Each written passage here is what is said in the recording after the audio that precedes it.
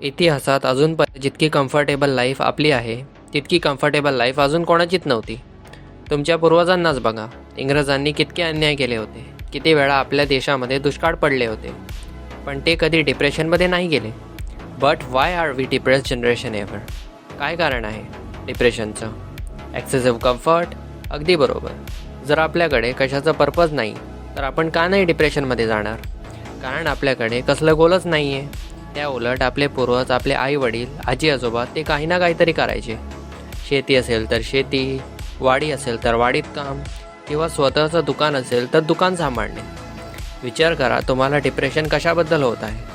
स्वतःच्या चेहऱ्याबद्दल, शरीराबद्दल की बेरोजगारीमुळे? आणि जर स्वतःच्या चेहऱ्याबद्दल डिप्रेशन होत आहे तर मिविंग करा, फेसला इम्प्रूव्ह करा. बाय द वे, मिविंग व्हिडिओची लिंक मी डिस्क्रिप्शनमध्ये दिली आहे. शरीराबद्दल डिप्रेस्ड आहात तर जिमला जा, चांगली हाय प्रोटीन डाएट घ्या. बेरोजगार आहात तर कमीत कमी काहीतरी करा ज्याने तुम्हाला रोजगार मिळेल. नंतर तुम्ही माझ्यासारखे व्हिडिओज बनवू शकता, अभ्यास करू शकता. साध्या भाषेत प्रयत्न करा ज्याने तुमचे प्रॉब्लेम्स लांब होतील. कारण तुम्ही नुसते बसून राहाल कम्फर्ट झोनमध्ये, काही ट्राय नाही करणार. आणि दुसऱ्या बाजूला आपल्याकडे आहे ही पीस ऑफ शीट.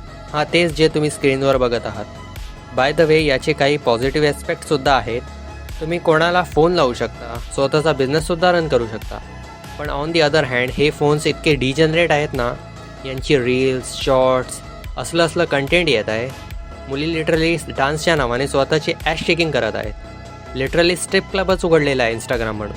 हे सगळे मिळून आपल्याला डिप्रेशन देत आहेत. तर जितकं होईल तितकं स्वतःला कामात व्यस्त करा. दिवसभर इन्स्टा, यूट्यूब स्क्रोल करत राहू नका. आजसाठी इतकंच. Stay strong.